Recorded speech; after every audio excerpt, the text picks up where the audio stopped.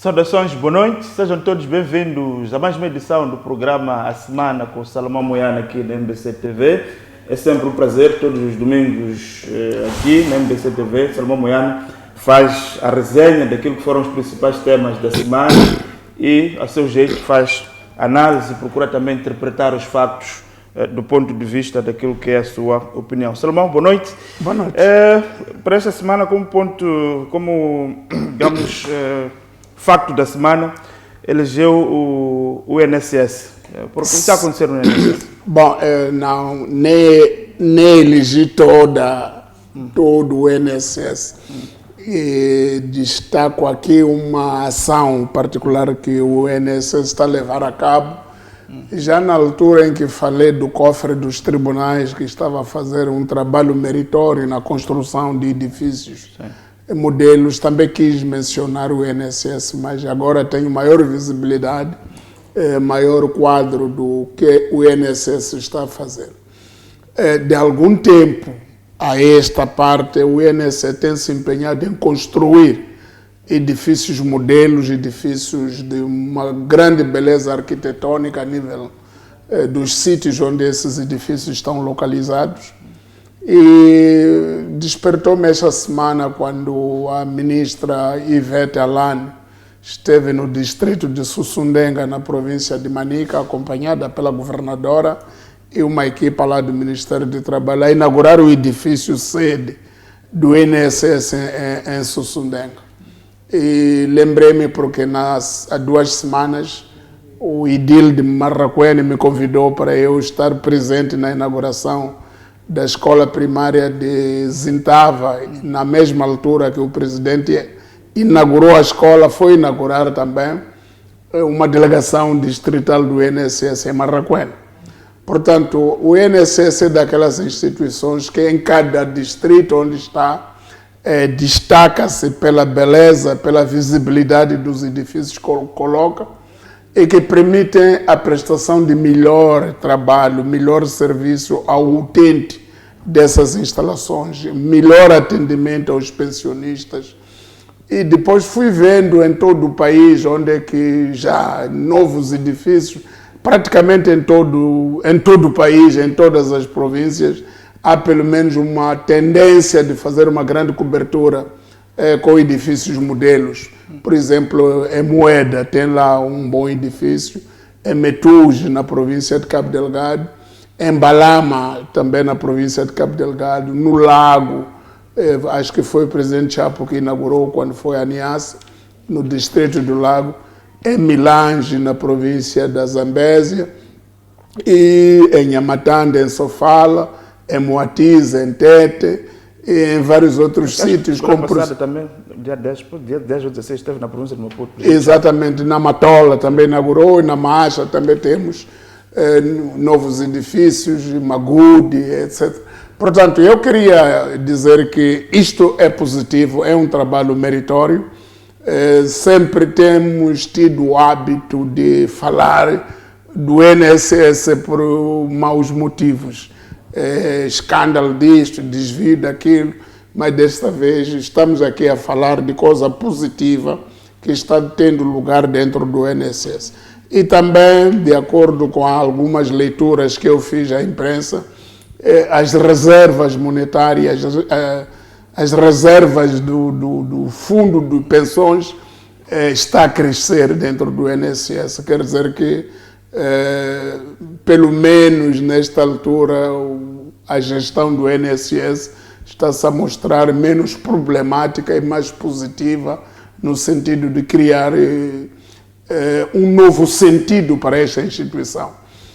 Eu acompanhei várias vezes os escândalos do INSS, desde o tempo do Inocêncio Matavel, desvio disto, desvio daquilo, a prisão dos antigos diretores gerais, e, portanto, estou dentro daquilo que estou a falar e, portanto, conheço mais ou menos a situação do INSS e se comparo esse passado negro com o presente atual, penso que há um grande avanço, há uma grande melhoria. Oxalá essa melhoria se reflita futuramente na melhoria das pensões dos pensionistas do INSS. Exato. Então, fica aqui o ponto da semana do Salomão, a apontar aqui uma gestão, digamos assim, de qualidade que está neste momento a acontecer no INSS. Para nós que trabalhamos no privado, fazemos jus que continua, porque está ao lado depositado as nossas futuras pensões. E se o Salomão atesta que a instituição está neste momento em boas mãos, quem somos nós para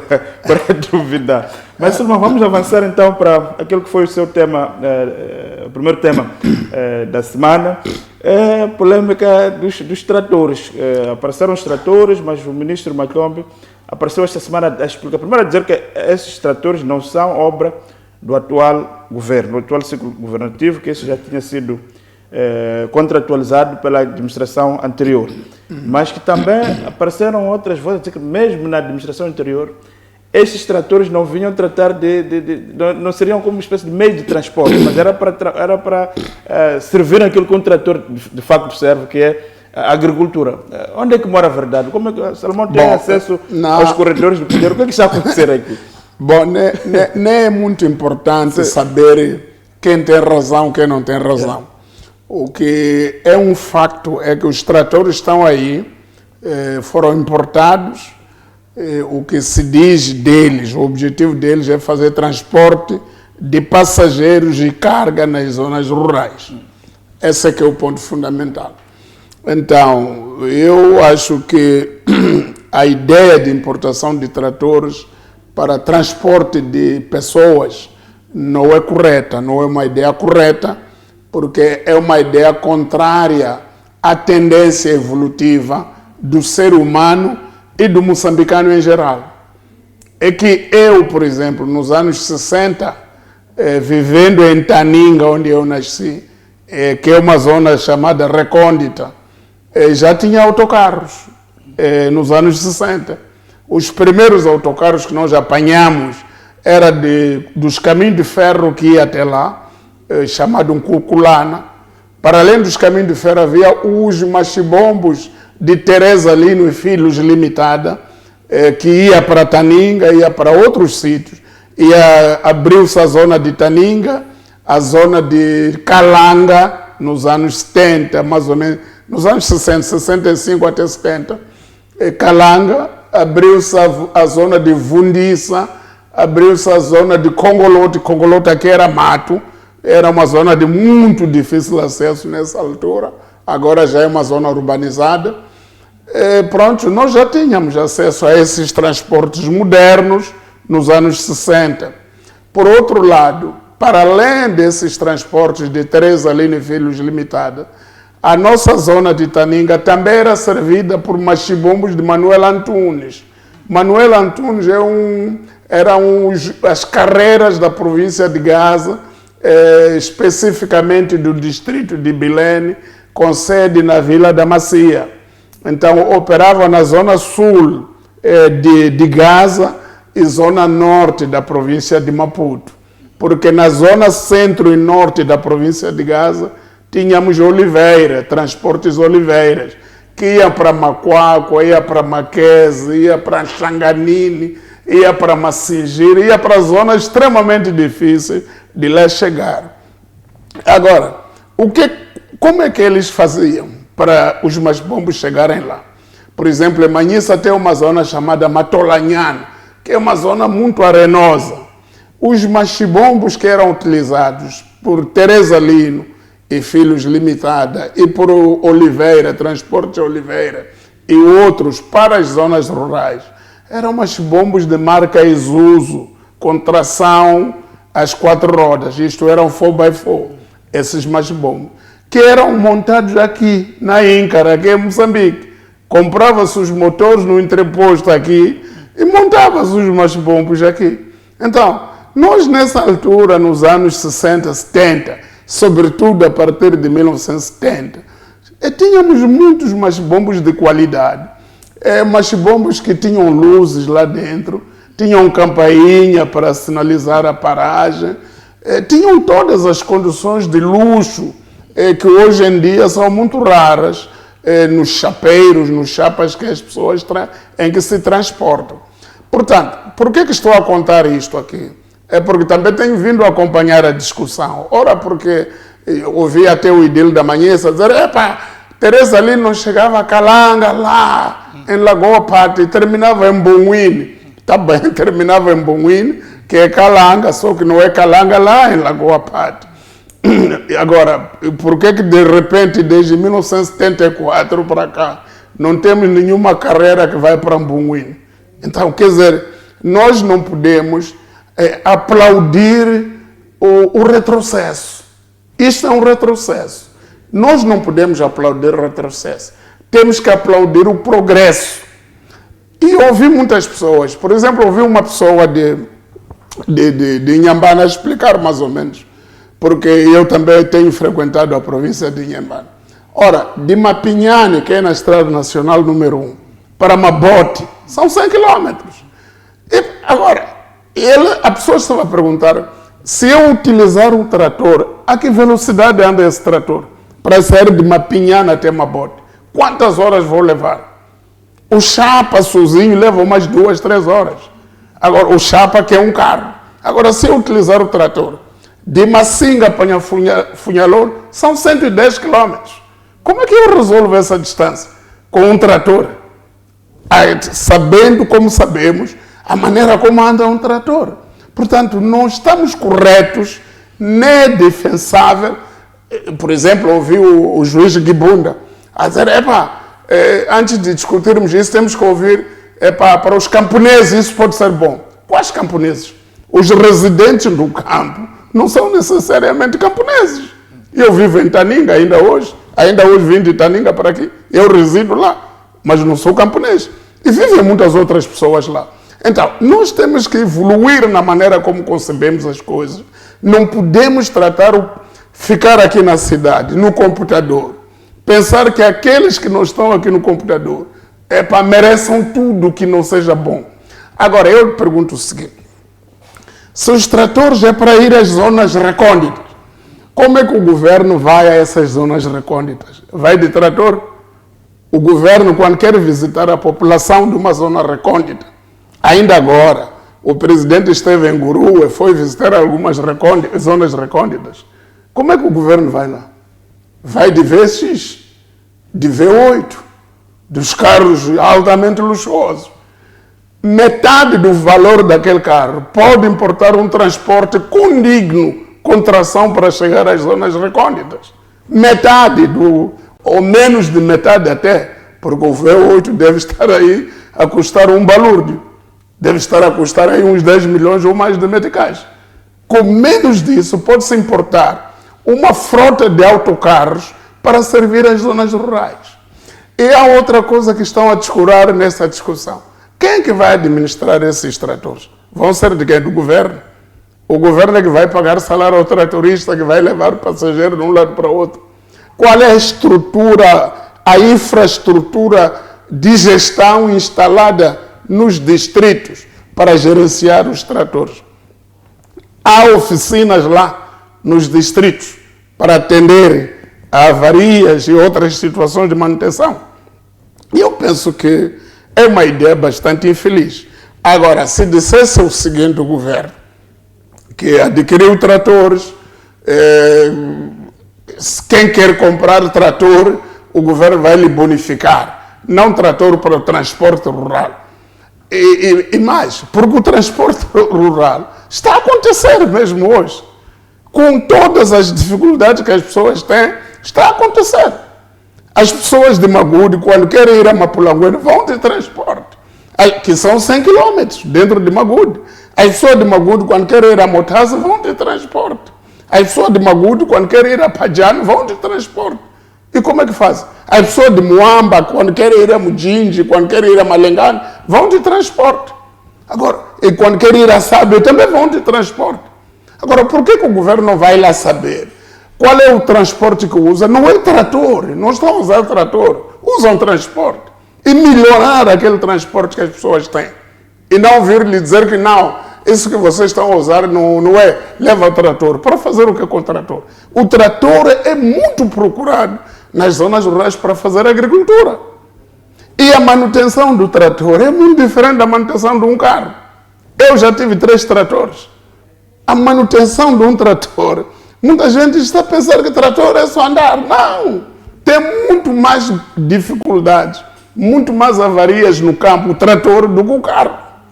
Então, eu penso que nós não podemos legislar ou decidir, a pensar que estamos a decidir para ignorantes, que vão ficar felizes por sentar numa carruagem de um trator, para sentir num reboque.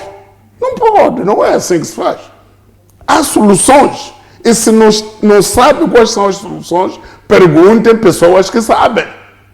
Há pessoas que viveram aqui e andaram de transporte limpo.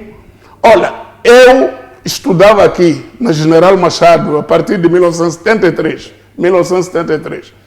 Quando eu fosse a Taninga aos fins de semana e não pudesse voltar no domingo, eu apanhava o carro de Teresa Lino das 4, que saía de Chinavana às 3h30. Passava em Taninga às 4, infalivelmente. E eu chegava a Maputo antes de chegar os meus colegas que vivem aqui na Machaquena. O machibombo era pontual e era diário, todos os dias, nunca falhava.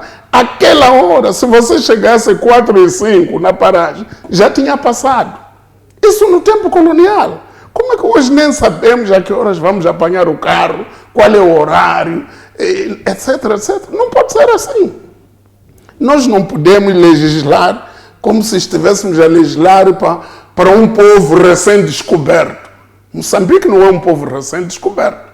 Os moçambicanos não são um povo recém-descoberto. Os moçambicanos têm história, têm vivência, merecem as mesmas condições que nós temos aqui. Agora, a teoria de que, zonas recônditas, diga-me lá, quantas zonas recônditas o governo mapeou a nível nacional e que ninguém pode entrar, só pode entrar trator? E calhou que nos últimos anos eu trabalho numa instituição que por acaso me leva para zonas recônditas. Lá no interior de Meluco, em Cabo Delgado, lá no interior de Anquabe, lá em Mecufi, lá em Chuuri Velho, Chuuri. Qual é a zona recôndita que um carro bom não pode entrar? Não sei. Eu estou a ouvir histórias aqui, parece que nós estamos a discutir outro país e não Moçambique. Não pode ser isso. Nós não podemos pensar que nós que estamos ou no poder ou no governo, nós já descobrimos o país. Os outros, não sabem nada, dá lá isso, eles vão levar, porque eles não têm. Não pode ser assim. O raciocínio está incorreto. O raciocínio por detrás de importação de tratores para transporte do pessoal está incorreto. Salomão, a sua opinião é que esta decisão devia ser imediatamente abandonada? Deve ser abandonado, deve ser retirados os bancos, estão nos reboques do trator e transformados em tratores de carga e vender aos agricultores que nas zonas rurais precisam transporte de carga. E acabou. E se alguém quer subir esse trator, pode subir. Mesmo hoje, que não temos aqueles tratores, o pessoal de Calanga, da zona de Matlombe, lá em Calanga, nas segundas, quartas e sextas, vem a feira da Vila da Manhissa, trazendo quantidades enormes de batata doce, quantidades enormes da produção que eles fazem. Mas vende tratores. Por que vende tratores? É porque é o único meio que eles têm. E eles vêm. Agora, em vez de vende trator de carga. Agora, se você quer melhorar as condições daquela gente, não vai dar outro trator. Você vai dar um machibombo melhorado, vai dar um autocarro, vai dar coisas melhores. Como é que você apanha um indivíduo a andar de trator, dá-lhe mais um trator, a dizer que isso vai melhorar a tua vida? Não pode. Não é assim. Os tratores são muito necessários para a agricultura. Até fico admirado que este governo, no ano anterior, estava a falar da importação de 1000 tratores. O Celso Correia estava a falar da importação de 1000 tratores para a agricultura, para alavancar a agricultura. Agora estamos a falar de importar 400 tratores para alavancar transporte de passageiros. Onde é que estamos a ir? Transporte de passageiro com trator, não.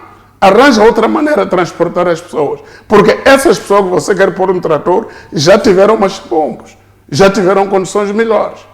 Mesmo a Romos, depois da independência, quando essas empresas que estou a dizer, Teresa Linos, os donos abandonaram, o Estado pegou nos autocarros de Teresa Linos e criou a Romos, a rodoviária de Moçambique Sul. Romos, juntou Teresa Linos, juntou a Autoviação do Sul do SAF, que explorava a zona de Inhambane. E juntou isso e criou Romos, que é a rodoviária de Moçambique Sul. E também criou Romoc, rodoviária de Moçambique Centro. E Romon, rodoviária de Moçambique Norte. Esses masbombos, nas mãos do Estado, porque as companhias anteriores eram privadas, essas nas mãos do Estado, só estão a dever pessoas. Até aqui temos pessoas que há 30 anos que não recebem os salários, que as empresas faliram e nunca mais receberam. Agora, por que não pensamos como ressuscitar o transporte rural de passageiros em moldes científicos? Outra coisa que acontecia naquele tempo, que muita gente às vezes fala, mas não sabe bem o que acontecia. Aquelas zonas de Maqueza, de Macuacua, tinham muito areal, sobretudo Macuacua. E tinham muito areal, tinham mato em alguns sítios. Essa zona de Matolanhana, lá onde ia a Teresa Linos, tinha muito areal e tinha muitos arbustos. O que faziam essas companhias? Contratavam pessoal local, primeiro abrir as vias com katanas e depois mandavam um bulldozer, vinha limpar a estrada. Era a responsabilidade deles, faziam isso. Agora o Estado nem tem bulldozer. O Estado escangalhou a Equimep, a empresa de construção e manutenção das estradas, que era a empresa que aparecia nas zonas rurais. O Estado não tem. Agora, como é que o trator vai andar também? Esse trator pode ser todo o terreno, mas não anda em todo o sítio. Então, quer dizer, estamos aqui para inventar um país. Essa ideia me pareceu muito interessante. Eu disse, bom, este país não é este. Este país nós conhecemos. Não aconteceu assim. A pessoa que estudava no Maputo podia vir da Manhissa todos os dias. Chegava aqui às 6h30. Vir no Masbombo, sentado, que tinha luzes, tinha rádio. Aquela música da Dulce. A mulher não há nome, não. Aquelas bombas, já Oliveira, bombas colocadas numa rádio. Quer dizer, é de João Tamel, nos 1960 e tal, já tinha rádio numas bombas. Como é que você traz trator no século XXI, em 2025? Naquele tempo, quando surgiu essa música, nos anos 60, o machibombo de Oliveira, que saía de Chibuto para Maputo, tinha rádio. As pessoas sentavam, escutavam música. Você, vamos pôr escada. Para quê? Eu acho que esse tema já está. É melhor deixar, não vale a pena. Tá bom, Salomão. Então ficou aqui a sua análise. Nós vamos avançar para o segundo tema.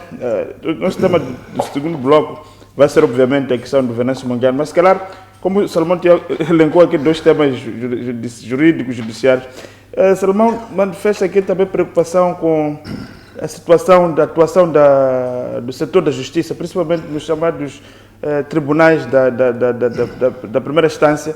Lembro também que o Dr. Chival esteve aqui no programa Linha da Frente, voltou a denunciar isso. O que está a acontecer, na sua opinião, Salomão? Bom, eu estive muito atento àquilo que o Dr. Chival falou sobre a impunidade, sobre alguns comportamentos menos bons praticados por alguns magistrados e que configuram muitas vezes abuso do poder, abuso da autoridade. Eu sou juiz, tudo posso fazer. E pronto, eu pensava que, bom, era aquela denúncia já tinha passado por parte do Dr. Chival e agora ouvi, esta semana passada, o Dr. Daniel Tembe também a indignar-se com uma situação caricata que aconteceu com ele, com um dos seus constituintes, aqui na cidade de Maputo, em que a juíza não atende às solicitações do advogado. O advogado representa uma pessoa que, em dado momento, teve que viajar por imperativos nacionais, em serviço oficial do Estado. A pessoa viaja com o chefe do Estado para fora do país, e na altura em que é notificado para o tribunal, pede o adiamento, a juíza indifere. E o advogado pede para falar com a juíza para esclarecer melhor. Em vez disso, a juíza emite um mandado de captura. Eu penso que não é assim que se faz a justiça. Há pessoas que estão bem localizadas, estão bem identificadas, são sobejamente conhecidas. Mas eu já fui muitas vezes julgado nos tribunais. Eu fui editor de jornais por um período mais ou menos de 30 anos, como editor e representante de jornalistas também. Eu já fui a cerca de 35 ou 40 julgamentos, aqui no Maputo e nas províncias. Eu conheço esse comportamento de alguns juízes, e de algumas juízas em particular. Eu conheço esse comportamento abusivo, a maneira como trata o réu, a maneira como muitas vezes, por exemplo, um juiz pode dizer o seguinte, a audiência vai ser amanhã às 9 horas. Você chegar às 9 horas e o juiz chegar às 14. E você não pode abandonar. Tem que ficar ali à espera, porque você não é juiz. Isso, para mim, é terrível. E pode chegar às 14, dizer que a audiência está adiada. Quer dizer, você chegou às 9, sentou até às 14 para ouvir dizer que fica adiada para outro dia. E nesse outro dia também não vai chegar cedo. Quer dizer, há comportamentos que eu não sei se quem vela por isso é o Conselho Superior da Magistratura Judicial, mas também a Associação Moçambicana de Juízes tem que chamar um pouco de atenção aos seus membros para ter uma conduta profissional. Não pensar que o facto de um juiz estar sentado ali e nós sentados daquele lado, nós que estamos daquele lado somos imbecis. Quem sabe é o juiz. Não é bem assim. Nós também temos pensamento, temos ideias. Eu já fui expulso de uma sala de julgamento por protestar contra a atitude da juíza que estava-nos a julgar. Então, não pode ser assim. Eu condeno veementemente esse tipo de atitude. Quando o doutor Daniel esteve a falar, parecia um dos casos que eu também já vivi. Quer dizer, eu já passei por uma situação igual. Aqui, com todo o endereço, com a minha localização, com a minha presença permanente em meios de comunicação, alguém nessa altura, já há muito tempo, já não estou a ser demandado neste momento, mas nessa altura, sofremos uma humilhação igual. Então, eu penso que é preciso intervir os órgãos competentes, nomeadamente o Conselho Superior da Magistratura Judicial, para pôr ordem na casa. E, sobretudo, também a Associação Moçambicana de Juízes, para chamar atenção aos juízes. E mais, há juízes que ainda se comportam como se fosse naquele tempo em que o juiz não era escrutinado. Não sabe o juiz que hoje em dia as coisas mudaram. A opinião pública é mais atenta, mais informada e mais interventiva. Há muita gente que está sentada daquele lado da sala e o juiz deste lado. Mas não quer dizer que aquelas pessoas não saibam quais são os procedimentos que o juiz deve adotar. Sabem muito bem. E, portanto, a única coisa que eu posso dizer neste momento é que eu repudio também as mesmas atitudes que os advogados Chival e Temer repudiaram. E eu acho que não deve ser assim. Tem que haver correção a esse tipo de atitudes. Tem que haver... Você pode condenar alguém, mas não pode se comportar como se essa pessoa tivesse ofendido o juiz. Parece que o adversário do arguido é o juiz. Não pode. O juiz não precisa de ser assim. E eu tenho exemplo de juízes muito bons, e que já em público até manifestei o comportamento deles, juízes humanos, serenos, amigáveis, mas o facto de um juiz ser amigável não quer dizer que vai lhe dar razão. E eu já fui julgado por um juiz que até me condenou, só que recorri. Mas era um juiz muito amigável, sorridente, que nos tratava com cortesia e com dignidade. E depois, no fim, a sentença foi desfavorável. Nós entendemos por que a sentença foi assim. Mas a atitude dele foi tão positiva que eu até em público elogiei a ele. Mas é assim que tem que ser. Agora, um juiz, você chega e está zangado. Zangou com quem? Se está a abrir a audiência nesta manhã. Já zangou com todos? Quando quer dizer uma coisa é aos berros. Não pode, isso não é assim. Eu penso que é preciso democratizar a profissão de juízes, democratizar a profissão também dos procuradores e termos um país em que alguém vai à justiça para obter um conforto. E mesmo que a matéria controvertida não lhe beneficie, Epá, não há problema, mas a atitude da pessoa que há de me dizer isso tem que ser uma atitude humana, uma atitude de dignidade e reconhecer que nós também que estamos sentados ali a olhar para ele, epá, também temos alguma coisa a dizer. Temos alguma coisa a dizer, claro que no tribunal não se faz ponto de ordem, nem se pede palavra, mas a verdade é que também tem que tratar as pessoas da maneira mais correta possível. Exato. Ficaram aqui também as observações do Salomão Moiano. Vamos neste momento obedecer o nosso primeiro intervalo, voltamos na segunda parte, onde iremos, obviamente, discutir aquilo que foi o principal tema, né, que marcou esta semana, que é a acusação a Venâncio Mondlane. Até já.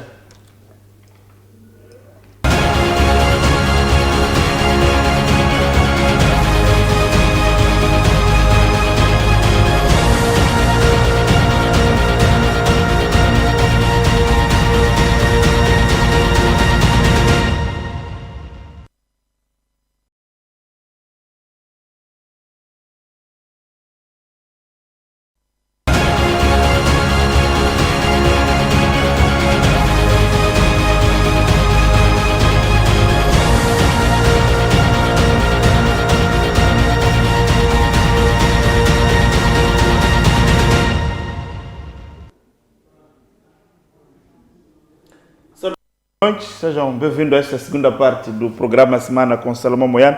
Salomão, esta semana fica marcada pela publicação, digamos assim. Primeiro, a notificação do próprio Venâncio para tomar conhecimento da acusação do Ministério Público em relação ao processo que estava em curso. Venâncio Mondlane é acusado por crimes graves, desde terrorismo, citação à violência, por aí em diante. Que análise faz o Salomão com relação a esta acusação do Ministério Público? Eu não queria que discutíssemos a questão simplesmente jurídica, eventualmente, mas também ver o impacto político e social dessa decisão. Não. Tendo em conta que os factos de que são aqui chamados de acusação partem de um processo político. Bom, que análise faz disso? É isso mesmo. Eu também ia dizer que, do ponto de vista técnico-jurídico, não ia analisar se os crimes arrolados são próprios ou não. Esses, se não forem próprios, vão cair perante o juiz da causa. Agora, o que eu queria dizer é o seguinte: primeiro, manifestar o meu maior espanto pela celeridade do Ministério Público em abrir uma instrução preparatória, fechá-la, fazer a acusação em tempo recorde, e eventualmente até fechando olhos a casos mais gritantes que têm réus presos e casos que têm mortes, por exemplo, uma vala comum que foi denunciada em Macanga com 8 pessoas, ainda não vimos o desfecho disso. Várias pessoas mortas em outras circunstâncias e que nunca mais ouvimos. Então, houve uma coisa chamada seletividade deste caso. Houve celeridade e seletividade. Quer dizer, foi selecionado por ser caso de quem é e foi célere por ser caso de quem é, o que corrobora tudo aquilo que nós já tínhamos ouvido antes deste caso começar, de que até eu já tive uma pessoa que me deu o filme completo e como vai terminar. E quando terminar eu vou confirmar se foi exatamente como foi feito ou não. Porque já me disse tudo, qual é o objetivo final deste processo. O objetivo final do processo é tornar o senhor Venâncio inelegível para os próximos pleitos eleitorais. Então é preciso trabalhar a todo gás, todo o aparato estar focado ali, esquecer tudo o resto e trabalhar fortemente para que se consiga esse objetivo. E, eventualmente, também o juiz que vai julgar vai ser um juiz previamente organizado, que vai julgar com a devida contundência, tendo em conta que a nossa justiça tem que ser contundente, parafraseando as palavras do falecido, do saudoso Dr. Sacramento, em Nampula, na altura, que a justiça revolucionária tem que ser contundente. E pronto, é contundente de facto, mas só que é contundente para alguns e não é contundente para todos. Temos vários casos em que nós queríamos ver a contundência da justiça. Aí ninguém aparece, nada acontece, o Ministério Público não vê, não ouve, nem escuta. Agora, noutros casos, o Ministério Público é super sério, célere, é super competente até formular a acusação. Portanto, este é um processo político. Agora, o que eu quero dizer deste processo político é que este processo político tecnicamente pode chegar a culminar com a acusação e condenação do Venâncio. Mas este processo político pode voltar a ser um novo rastilho para o país mergulhar num caos pior que aquele que nós tivemos no fim do ano passado. Portanto, eu não estou a prever que essas atitudes todas, essas movimentações todas do aparelho judicial que está ao serviço do aparelho político sirvam para construir um país unido e de paz. Mas Salomão está a defender a impunidade. Não estou a defender a impunidade.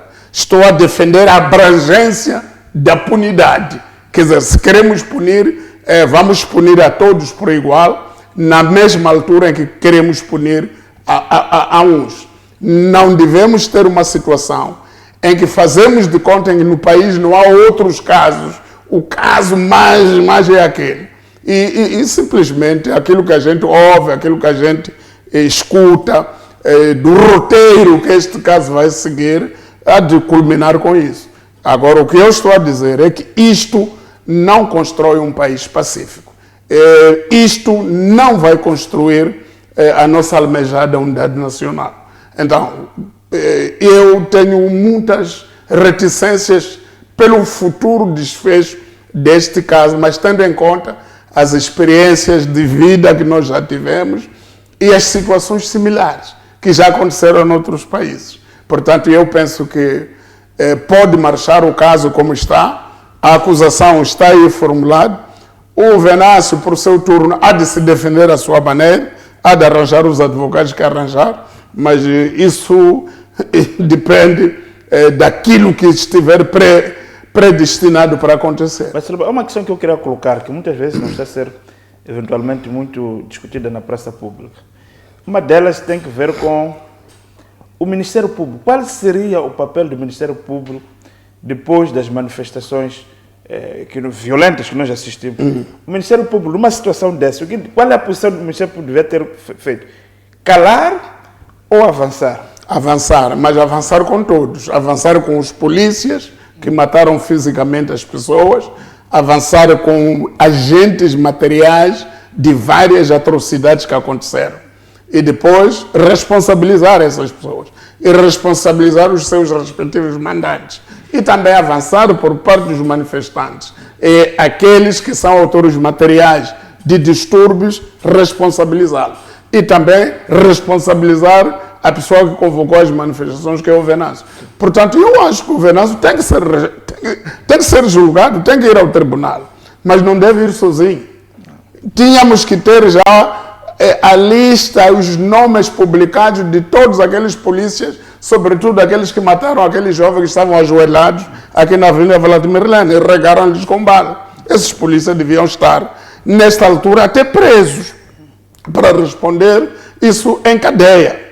E isso não está a acontecer. Por exemplo, dia 25 de dezembro, na cadeia de máxima segurança, há uma evasão de reclusos. O comandante-geral, na mesma noite, às 20 horas do dia 25, dá uma conferência de imprensa a dizer que houve uma tentativa de fuga e tal, mas as forças responderam e abateram 33. 33?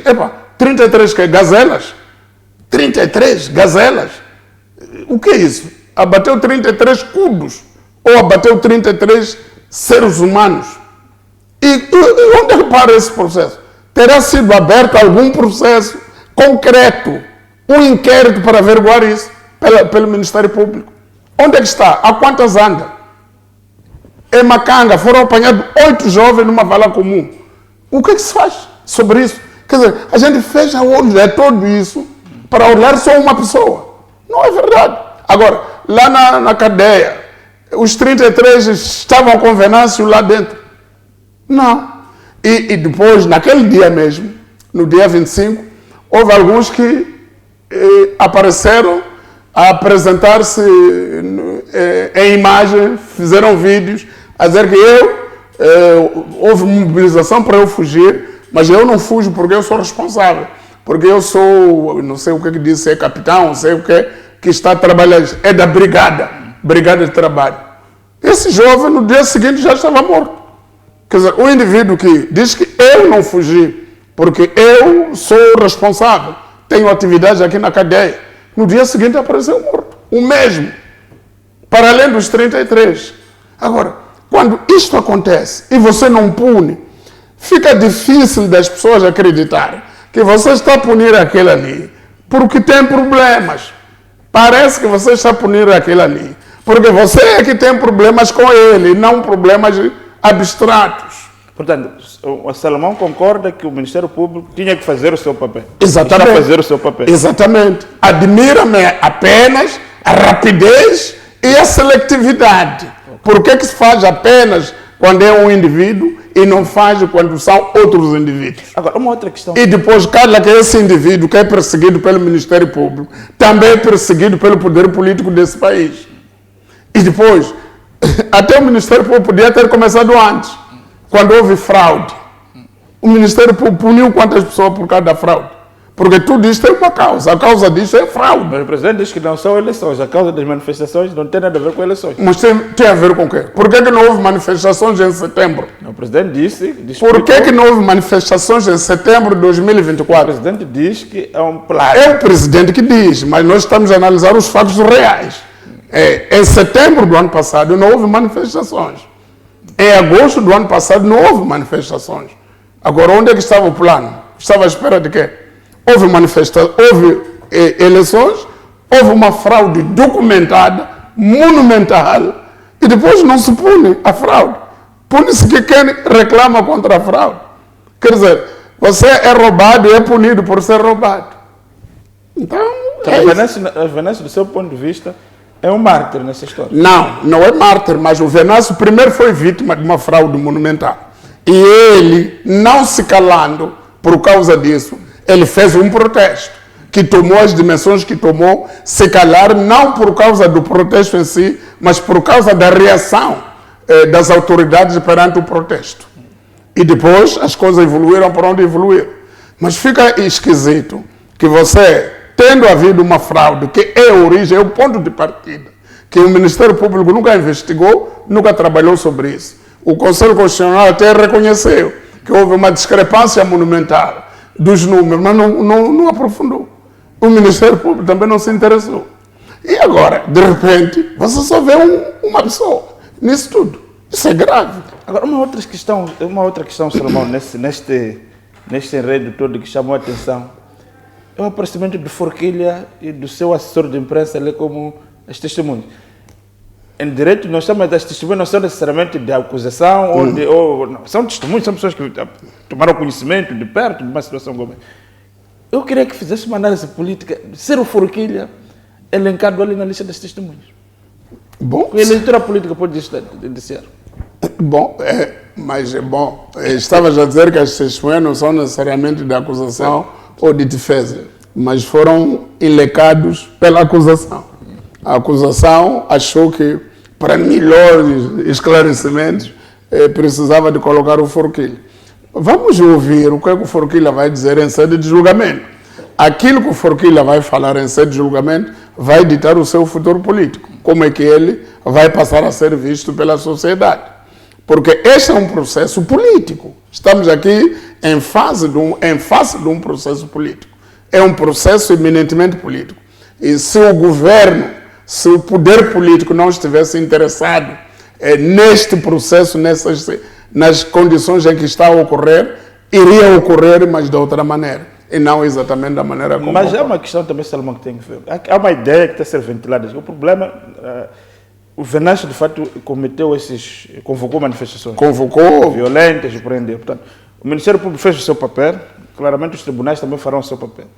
Mas há uma questão que, olhando para a história passada, este país já viveu uma guerra civil. Sim. Com mais de 1 milhão de mortos. E tinha lá pessoas também quase, mais ou menos como Venâncio, os Jacame, outros a ser acusados de crimes graves, traição à pátria, por aí.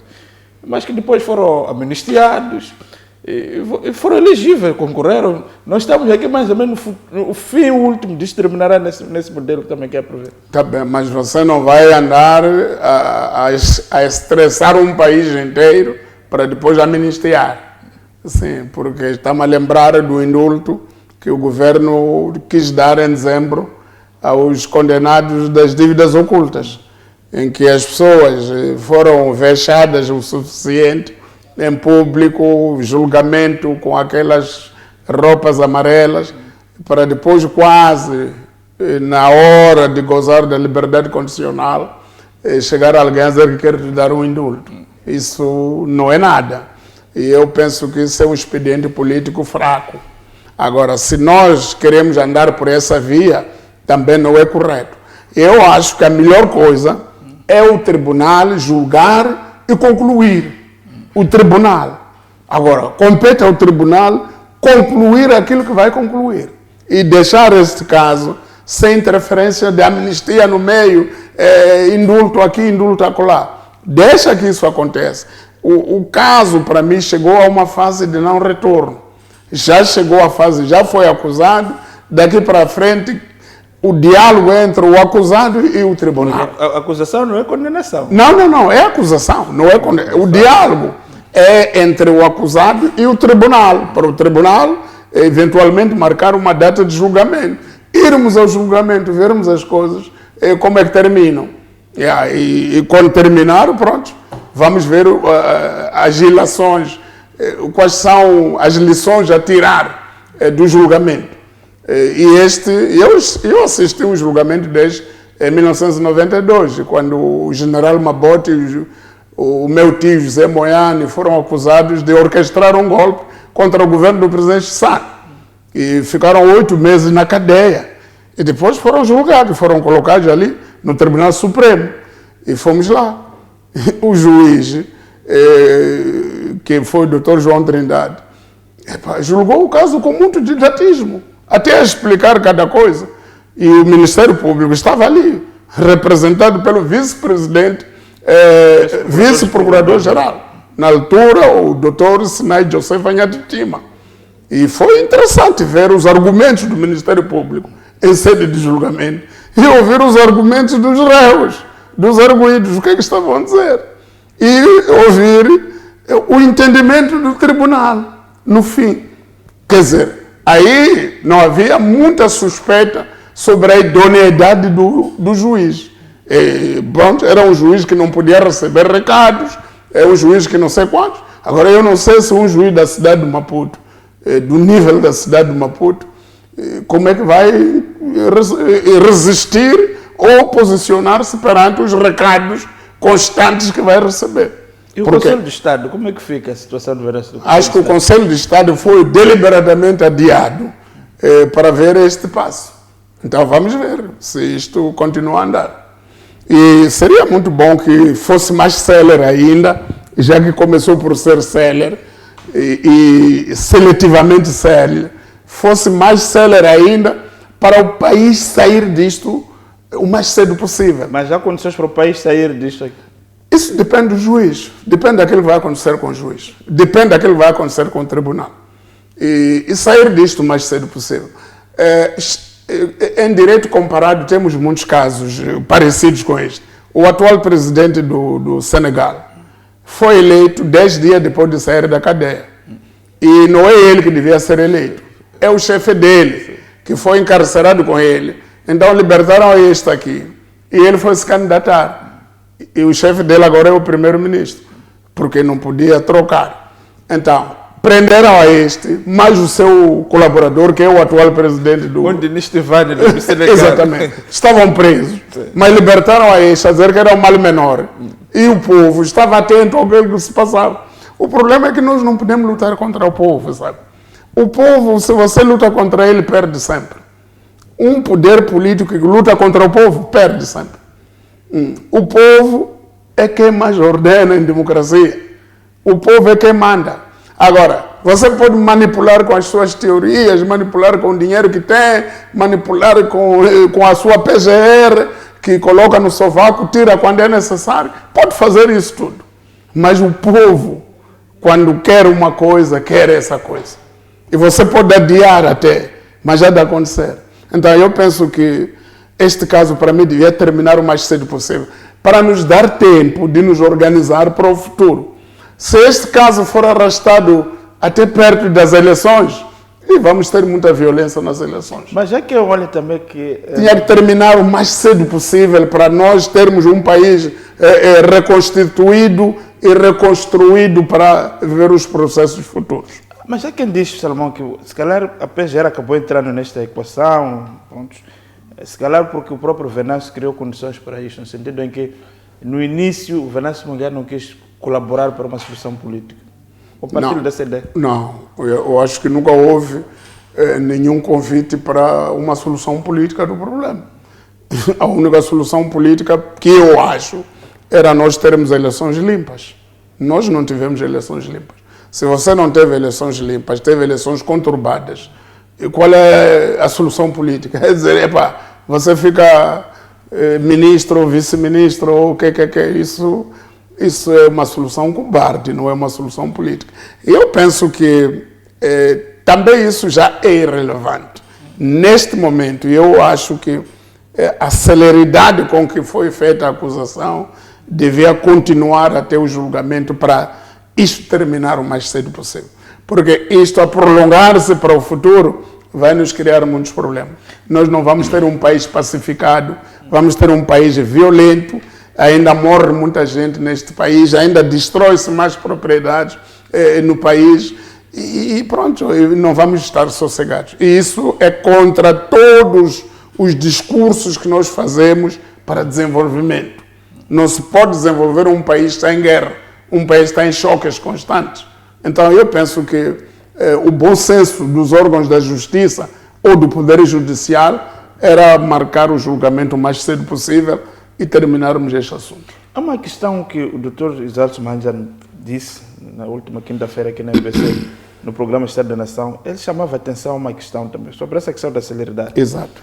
Que há uma questão que acontece quando são assuntos que beneficiam o Venâncio, a tendência é ser muito lentos. Portanto, o Conselho de Estado do Apoio do Capelão, o Partido do Apoio do Capelão.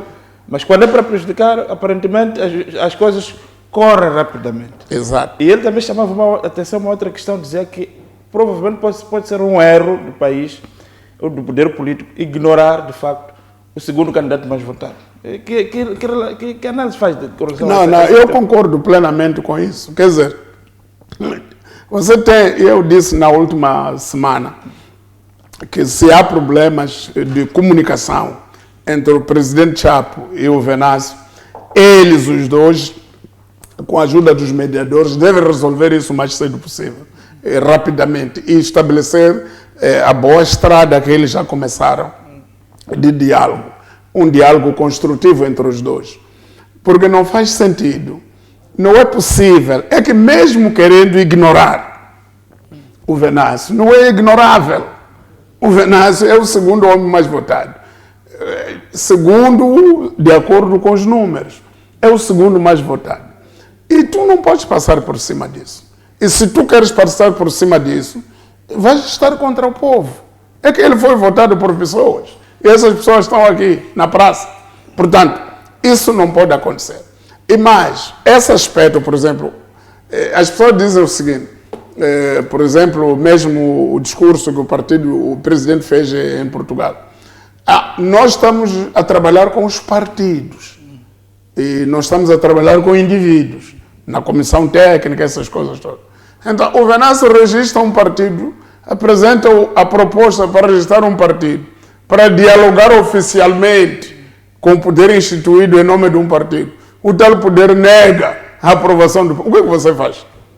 Isso é aquilo que se diz na nossa aldeia, que se você quer bater em um gato, tem que bater com uma janelinha aberta, para quando o gato sentir a porrada, saltar para fora. Se você fechar tudo, o gato pode te matar. Porque ele, quando descobre que já não tem saída, ele tem que se defender e pode se atirar para a tua cara. com todas as suas garras e dentes e aleijá-lo. Portanto, quando você quer matar ou quer bater um gato, fecha tudo, mas abre uma janela. Ele, ao descobrir a janelinha, depois de levar a porrada, vai saltar. Agora, o que está-se a fazer aqui no país? O governo, por exemplo, ouvi uma coisa que até ficamos de analisar. O Venâncio na Europa está a falar com Chega, está a falar com quem? Ia falar com quem? Com o Frelimo? Se o Frelimo não lhe recebe aqui. Ia falar com quem? Está a falar com a Iniciativa Liberal, está a falar com a extrema-direita. Agora quer falar consigo, que é da extrema-esquerda. Recebe lá ele. Como é que você o trata aqui? Você que é da esquerda. E lá é bem recebido. Então, o que é que ele vai fazer? Você está lá a fechar todas as janelas. Ele vai fazer qualquer coisa também. Para a sobrevivência. Então, nós não podemos criar esse quadro dramático, esse quadro que não havia necessidade.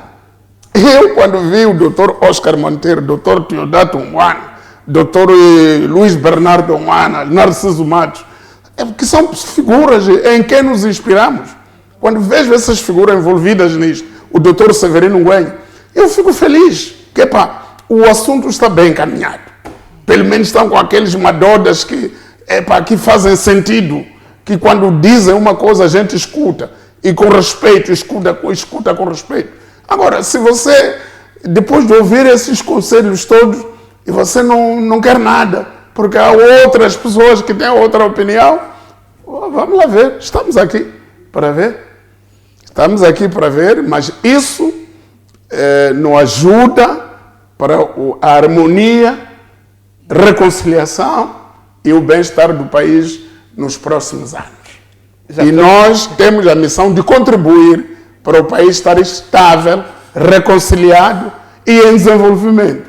Todos os projetos que estamos a pensar, implementar ali, implementar aquilo, pode não acontecer se nós não tivermos a sabedoria política de gerir bem o resto do país.